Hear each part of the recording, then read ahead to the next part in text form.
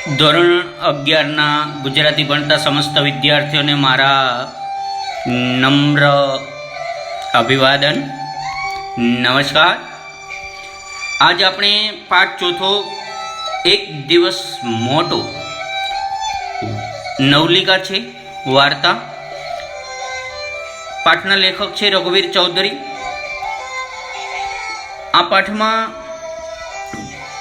ગ્રામ્ય જીવનની મહેક પ્રસરાવતી કૃતિમાં રક્તદાનનો મહિમા, માનવ જીવનની સંવેદના, સુરસંગના બદલાતા મનોભાવનું સુંદર વર્ણન કરવામાં આવ્યું છે. આપણી આ વાર્તાના નાયક છે સુરસંગ અને એની પ્રિયતમા છે સોના. હવે સોના સાથે આપણી લોક સંસ્કૃતિના અભિન્ન અંગ એવા મેળાની આતુરતાથી રાહ જોતા લોકો તથા મેળાની પૂર્વ તૈયારીમાં મગ્ન સુરસિંહની વાતો પણ રસપ્રદ રીતે વર્ણવવામાં આવી છે. આ પાઠમાં જન્માષ્ટમીના મેળામાં સોનાને મળવા માટે અને વીંટી પહેરાવવા ઈચ્છતો સુરસંગ પોતાની બચત જમા કરેલા પૈસા ભાભીની સારવાર માટે વાપરે છે.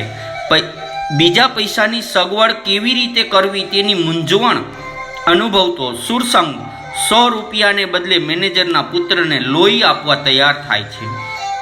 બ્લડ બેંકમાં રક્તદાનના મહિમા વર્ણવતા સૂત્રોને વાંચીને સુરસંગની વિચારધારા બદલાય છે અને રક્તદાન દ્વારા બીજી વ્યક્તિના પ્રાણ બચાવ્યાના સાત્વિક શુદ્ધ આનંદને અકબંધ રાખવા 100 રૂપિયા સ્વીકારવાની ના પાડે છે અને તે એક દિવસ મોટો બને છે. એટલે કે તેની વિચારધારા એક દિવસ પહેલા હતી તે કરતાં વધુ પુખ્ત અને પરિપક્વ બને છે. વ્યક્તિ ઉંમરથી નહીં પણ પરિપક્વ વિચારધારાથી, ગુણોથી મોટો બને છે. એ અહીં વાર્તામાં અભિપ્રેત છે. તો આપણે હવે વાર્તાનું પઠન કરતા પહેલા આપણે વાર્તાના લેખક રઘુવીર ચૌધરીનો પરિચય પ્રાપ્ત કરી લઈએ. રઘુવીર ચૌધરીનો જન્મ 5 ડિસેમ્બર 1938ના રોજ બાપુપુરામાં, મહેસાણા જિલ્લાના બાપુપુરામાં થયો હતો અને ગુજરાતમાં જન્મેલા રઘુવીર ચૌધરી લોકાયત સુરી અને વૈશાખનંદન ઉપનામે તેઓ પ્રખ્યાત છે. એમણે કવિ, તેઓ વાર્તાકાર, નવલકથાકાર, નાટ્યકાર, ચિત્રકાર અને વિવેચક પણ છે. નવલકથા એમની પ્રખ્યાત સુપ્રસિદ્ધ નવલકથા તમસા કાવ્ય સંગ્રહ, પૂર્વરાગ 1964માં, અમૃતા નવલકથા 1965માં, પરસ્પર 1969, વાર્તા સંગ્રહ છે આકસ્મિક સ્પર્શ, ગેરસમજ એમના વાર્તા સંગ્રહો છે. તેમજ વિશિષ્ટતા એમને પુરસ્કારોથી નવાજવામાં આવ્યા છે. તો પુરસ્કારો પણ અહીંયા કુમાર સુવર્ણચંદ્રક, ઉમા સ્નેહરશ્મિ પારિતોષિક, સાહિત્ય અકાદમી દિલ્હીનો સર્વોચ્ચ પુરસ્કાર, રણજીતરામ સુવર્ણચંદ્રક અને ભારત સરકારના આપવામાં આવતો જ્ઞાનપીઠ પુરસ્કાર 2015માં પણ એનાયત કરવામાં આવ્યો હતો. હવે આપણે લેખકના આપણો પાઠ જે છે એ જોઈએ.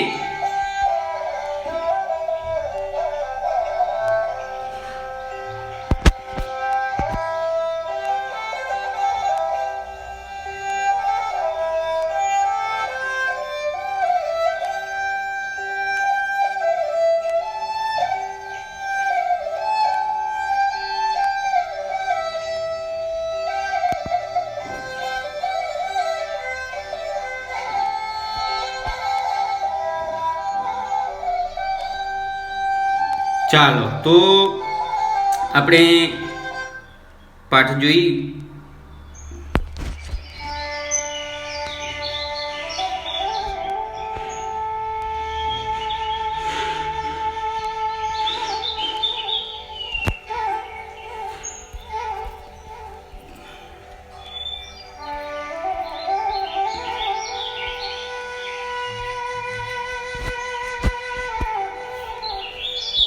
તમે પણ 52 પેજ નંબર પણ તમારા પીડીએફ હોય તો તેના ઉપર 52 પેજ નંબરનું પીડીએફ કાઢો. આપણે જોઈએ 52 નંબરના પેજ ઉપર પાઠ એક દિવસ મોટો તમને મળશે. જુઓ, 1 મિનિટ, થોડી ગડબડ થઈ ગઈ લાગે છે. હા, એક દિવસ મોટો. હવે કવિતાનો પાઠનો સૂર જોઈએ. પાઠનો સૂર 52 પેજ ઉપર તમે જુઓ તો ગ્રામ્ય જીવનની મહેક પ્રસરાવતી આ રક્તદાનનો મહિમા વર્ણવતી આપણી વાર્તાને આપણે માણીએ. તો તમે મારી સાથે સાથે પણ વાંચતા જજો. સુરસંગ એકે મેળામાં જવાનું ચૂક્યો નથી. મહિના પહેલાંથી તૈયારી શરૂ. માં કહેતી મારો દીકરો ખાવાનું ચૂકે પણ મેળો નહીં. ગયે મહિને ખરીદેલો ફેંટો બાંધી જોવાનું મન થતાં સુરસિંહ ઊભો થયો અને પતરાની પેટી ખોલી વાળીને મૂકેલો ફેંટો બહાર કાઢ્યો અને એક છેડો પકડીને આખો એક સામટો ઉકેલી નાખ્યો. ક્ષણવાર એનું પોત જોયું અને રંગબેરંગી ભાત આંખમાં ભરી દઈને દર્પણ સામે જઈને એ ઊભો રહ્યો. એક આંટો, બીજો આંટો અને એમ આંટા પર આંટો ચડતો ગયો અને સુરસંગના ભરાવદાર ચહેરાને અનુરૂપ ઉપસેલો ફેંટો આકાર દર્પણમાં પ્રતિબિંબ થઈ અને ઉઠ્યો. સુવાળા કપાર પર વાળનું એક ઝુમકું નમેલું રહે છે એ રીતે બેઉ હાથે ફેટાને દબાવીને આગળ તરફ સહેજ નમાવ્યો. છોગલું કંઈક ઊંચું કર્યું અને ખીંટીએ લટકતું લાકડાની ફ્રેમવાળું દર્પણ મોની નજીક લીધું. હમણાં હાથની અનામિકા પર પહેરેલી વીંટીના ગુલાબી નંગ તરફ નજર કરી ને પછી પાતળી મૂછના છેડાને વળ દીધો. ખવરણો ચહેરા પર મૂછનો કાળો ભમર આંકડો મોહક લાગતો હતો. સુરસંગે દર્પણ ખીટી પર ભરાવ્યું અને માથેથી ફેંટો ઉતારી લેતા પહેલા એકવાર દર્પણમાં બરાબર જોઈ લીધું. આગળ જુઓ.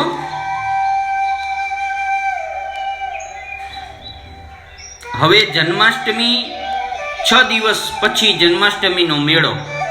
મેળામાં સોના જરૂર આવે. સોના એની પ્રિયતમ. આણે નહોતી મોકલી ત્યારે તો મોટે ભાગે એ મેળામાં જ જોવા મળતી. આણું એટલે તમે સમજો છો, આણું એટલે લગ્ન પછી જે સાસરે મોકલવામાં આવે પહેલી વાર એને આણું વાળ્યું કહેવાય. ગૌના હિન્દીમાં ગૌના કે 6 દિવસ પછી એને જોઈશું. 6 દિવસમાંથી કાલે 1 દિવસ ઓછો દિવસ ગણે છે. આજે કોટનું કાપડ લઈ આવું અને દરજીને આપી આવું. 3-4 દિવસમાં સીવી દેશે તો બસ પછી જરૂર સીવી આપશે. 2 રૂપિયા વધારે લેશે, બીજું શું. હા, વળી માથે ફેંટો, બદન પર કોટ અને કોટના ઉપલા ખિસ્સામાંથી બહાર વર્તાતી રેશમી રૂમાલની કોર. આહા, કેવો ફૂટડો લાગતો છે. કાકા, મારી માં વીરસંગનો મોટો છોકરો બારણા બહાર ઊભો રહીને બોલ્યો. એનો ભત્રીજો ઘણો ગભરાઈ ગયેલો લાગ્યો. સુરસંગ તરત જ ઉઠ્યો અને કમાડ આડું કરીને છોકરાની સાથે ગયો. જોયું, અરે ભાભી, આ શું કરો છો? આમ દિવાલ સાથે માથું કૂટાતું હશે. નથી રહેવાતું સુરસંગભાઈ, પેટમાં સોયો ભોંકાય છે, આનાથી તો બળિયું મોત આવે તોય સારું. ઓહ, નથી રહેવાતું. એની ભાભી બીમાર હતી. સુરસંગ ઊભો થયો અને એણે દોટ મૂકી. જોત જોતામાં ડૉક્ટરને લઈ આવી પહોંચ્યો. ડૉક્ટરને બધું સ્વાભાવિક લાગ્યું. એમણે એક ઇન્જેક્શન આપ્યું. ખારું તીખું બહુ ન ખાવા કહ્યું. બીજું કંઈ નથી, અશક્તિ છે.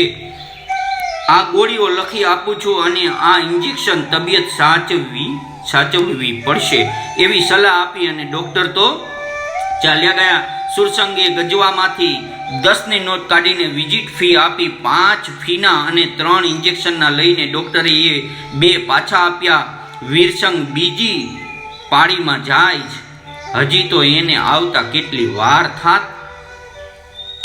ઇન્જેક્શનની અસરથી ભાભીને કળવળી અને થોડી વાર પછી સુરસંગ નાના કરતો રહ્યો તો પણ એણે છોકરાને દૂધ લેવા મોકલ્યો. ચા બનાવી અને છલકાતા કપ રકાબી સુરસંગ સામે ધર્યા. ભાભીએ ત્યાર પછી ચા પીને સુરસંગ ઓરડી પર પાછો આવ્યો. નાની રૂમ હોય એને ઓરડી કહેવાય. બજારમાં જવા વિચાર કરતો હતો તે યાદ આવ્યું. ગજવામાં જે 60 રૂપિયા હમણાં મૂક્યા હતા તે 52 બની ગયા, કારણ કે ડૉક્ટરને 8 રૂપિયા આપવા પડ્યા. ડૉક્ટરને પહેલાં કાગળિયામાં જે લખી આપ્યું છે તે બધું મળીને કેટલાનું થતું હશે દવા? વીરસંગ પાસે કેટલી બચત હશે? માગવા આવશે તો? માગવા તો નહીં આવે, કારણ કે ભાભી ના પાડશે. એ તો કહેવાની કે દવા કરાવવાની કંઈ જરૂર નથી.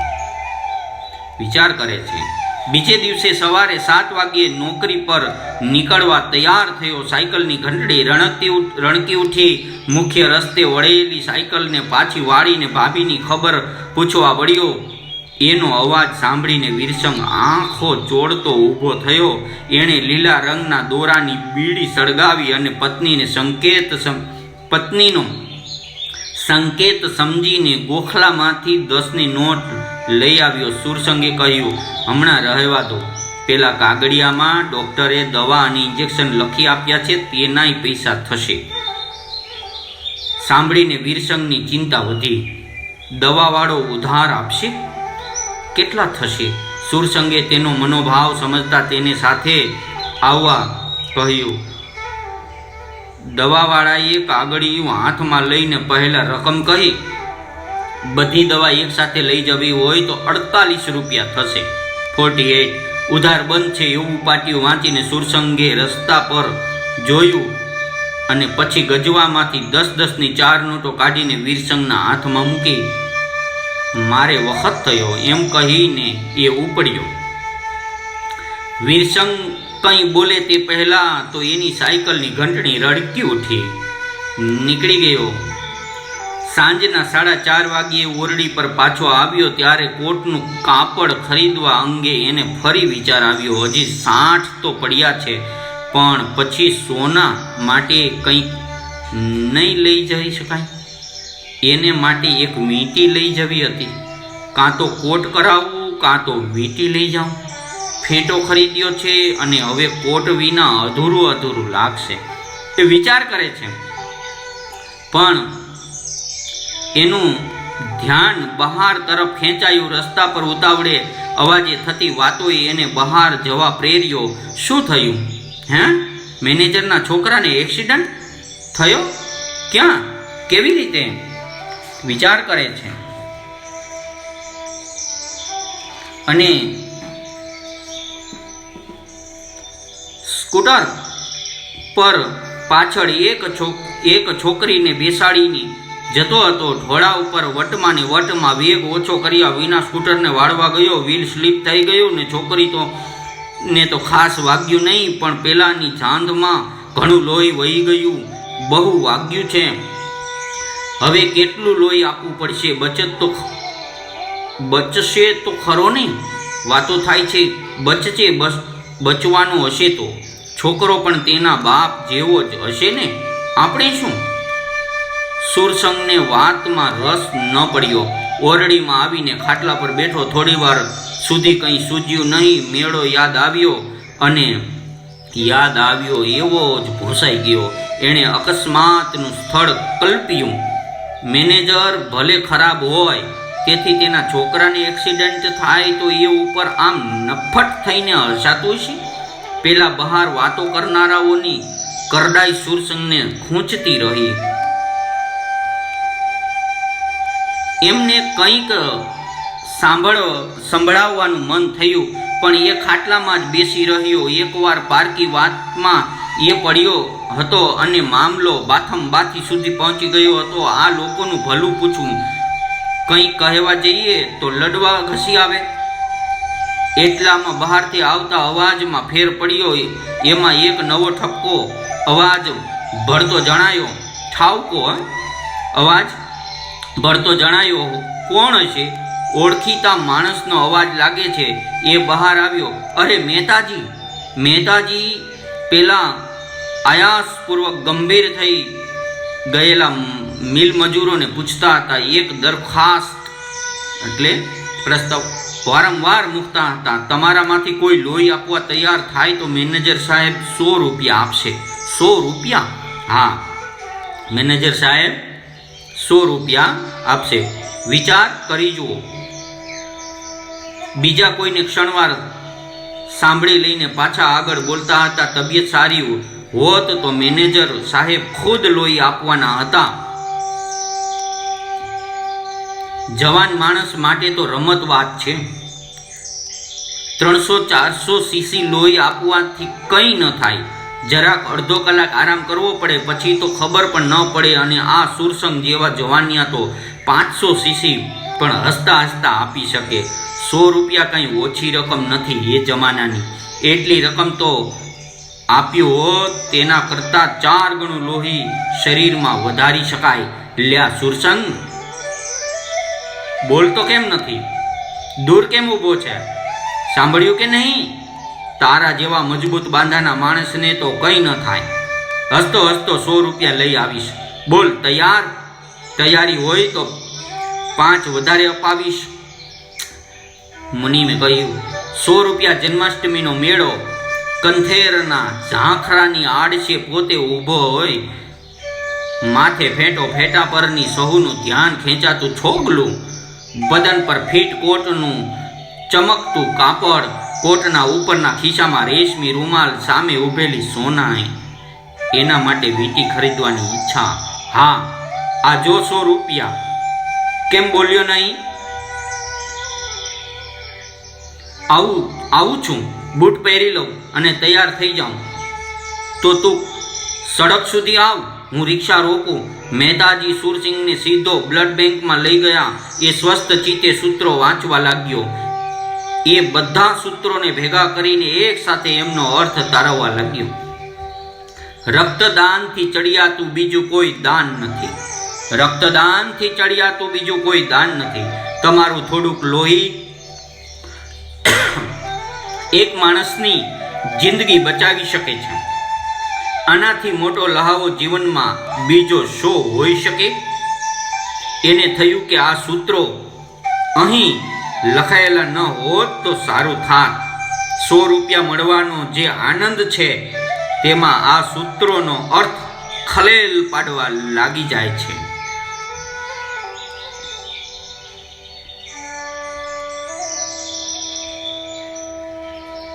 દવાખાનામાં પોતે જાય છે અને વળી પાછું એક સૂત્ર એનું ધ્યાન ખેંચી રહ્યું છે. અજાણ્યા માણસની જિંદગી બચાવવી એ જ સાચું દાન છે. હા, ઓળખીતા માટે સહુ કોઈ તૈયાર થાય.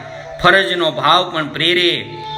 પરંતુ અજાણ્યા માણસની જિંદગી બચાવવી પણ આ 100 રૂપિયા?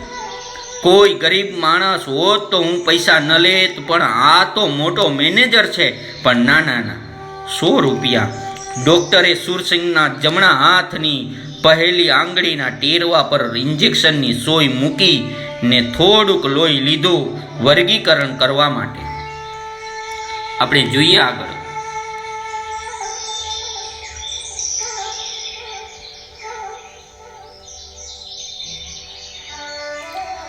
તો સારું લોહી મેનેજરના છોકરાને જ આપશે એવું નહીં, મેળ હોય તો જ અપાય. ડૉક્ટર શું કહેતા હતા? મેચિંગ. હા, તો કોઈ અજાણ્યા માણસની જિંદગી બ્લડ ટ્રાન્સફ્યુઝન સેટ ગોઠવાયો. સુરસંગ સૂઈ ગયો. મહેતાજી ખુશ બનીને સામે ઊભા ક્ષણવાર વીંછીના ડંખને મળતી આવતી બળતરા થઈ. પછી જાણે કે કશું થયું ન હોય એમ લાગ્યું. સભાન બનીને એ પોતાના શરીરમાંથી બહાર જઈ રહેલા લોહીનો સંચાર અનુભવવા મથી રહ્યો. એને નવાઈ લાગી. કેમ કશી ખબર પડતી નથી? એને આનંદ થયો. આમાં કંઈ તકલીફ તો પડતી નથી, છતાં આ વસ્તુનો મહિમા કેટલો બધો છે. મારે પૈસાની જરૂર ન હોત તો હું દાન આપી શકત. 100 રૂપિયા, મેળો, વીંટી, કોટ, મેનેજર પાસેથી 50 રૂપિયા લઉં તોય ચાલે, પણ તોય લઉં અને 100 રૂપિયા?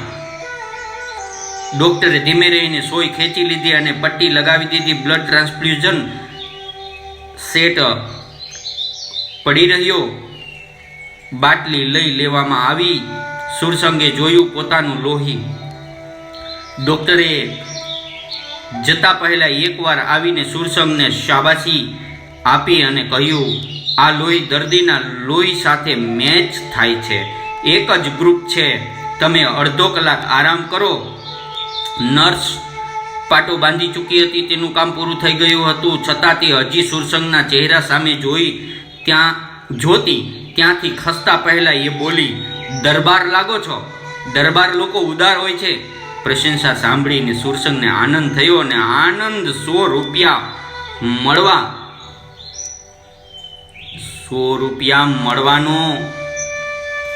મળવાના છે એના આનંદ સાથે ટકરાયો અને નાશ પામ્યો. એણે આરામ કરવામાં અકળામણ અનુભવી. મહેતાજીએ ઊભા થઈને ના પાડી, છતાં એ 20 મિનિટથી વધુ સમય ન પડી રહ્યો. મહેતાજીએ સુરસંગને સાથે લીધો. ચાલ સ્પેશિયલ વોર્ડમાં મેનેજર સાહેબને મળતા જઈએ. આવા માણસો સાથેની ઓળખાણ પણ કોઈક દિવસ ખપમાં લાગે. આ બ્લડ બેંક વાળા તો 30-40 રૂપિયાથી વધારે આપતા નહીં હોય, પણ મેં મેનેજર સાહેબને કહ્યું કે આપણે 100 રૂપિયા આપીએ તો તને અત્યારે જ પૈસા અપાવી દઉં. ચાલ. સુરસંગે બૂટની દોરી ખેંચીને બાંધી. ખમીસના કોલર સરખા કર્યા અને ધોતિયાના છેડા સરખા છે એની નોંધ લઈને પણ ઉપડ્યા. મહેતાજીની પાછળ સંકોચ સાથે તેણે દર્દીના રૂમમાં પ્રવેશ કર્યો. પોતાના આવતાની કંઈક વધારે પડતી નોંધ લીધી હોય એવું એણે લાગ્યું. મહેતાજીએ મેનેજર સાથે એનો પરિચય કરાવ્યો. બ્લડ ટ્રાન્સફ્યુઝન સેટની બાટલી બદલાઈ. આ નવી બાટલીમાં જે લોહી છે તે સુરસંગે જોયું. દર્દીની સામે જોયું. 20-22 વર્ષનો હશે. પોતાની 24 વર્ષની કમાણીમાંથી થોડીક આજે આવા સારા કામમાં ખર્ચાય ને તે અનુભવવાનો, નજર જોવાનો લાવો મળ્યો. એણે નિશ્ચય કર્યો કે મેનેજર ભાવપૂર્વક સુરસંગને બહાર બોલાવી ગયા.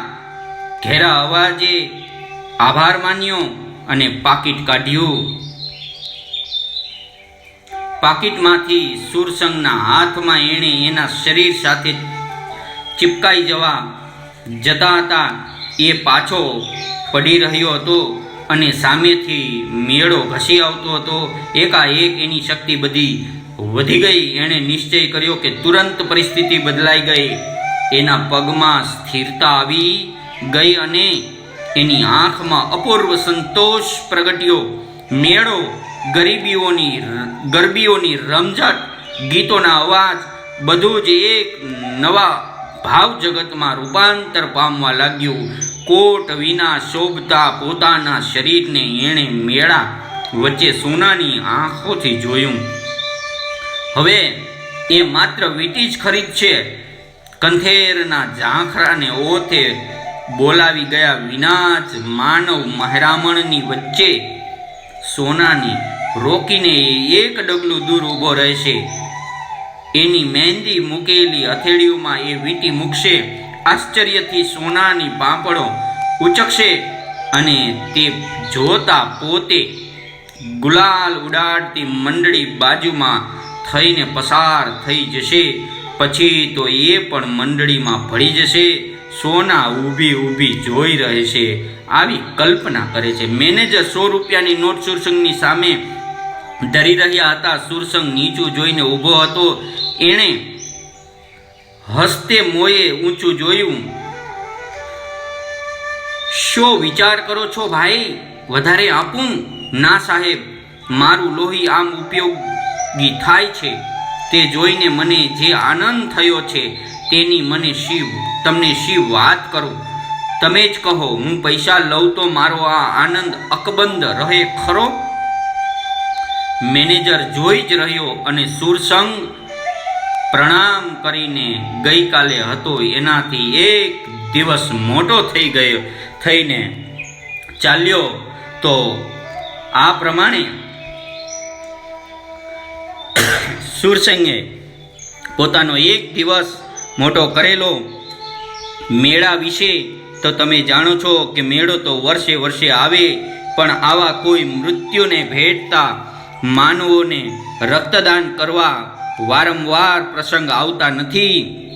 સુરસંગના આ પાત્ર દ્વારા આપ તમે વિચારી શકો છો કે સારા કામના કોઈ અવસર ન હોય, જ્યારે સારો કામ કરવાનો અવસર આવે એને વધાવી લેવો. આ સુરસંગ જેવા બહાદુર આજના જવાનિયા પણ લોહી આપવા, બ્લડ આપવા અચકાતા નથી. બીજાની જિંદગીને પણ તે જીવનદાન આપે છે પોતાના રક્ત દ્વારા. તો આ રીતે આ પાઠમાં રક્તદાનનો મહિમા છે. તો વિદ્યાર્થી મિત્રો, હું તમને સ્વાધ્યાય પણ આપીશ. એ સ્વાધ્યાય તમે તમારી નોટબુકમાં કરી લેશો. ધન્યવાદ. તમારો આભાર.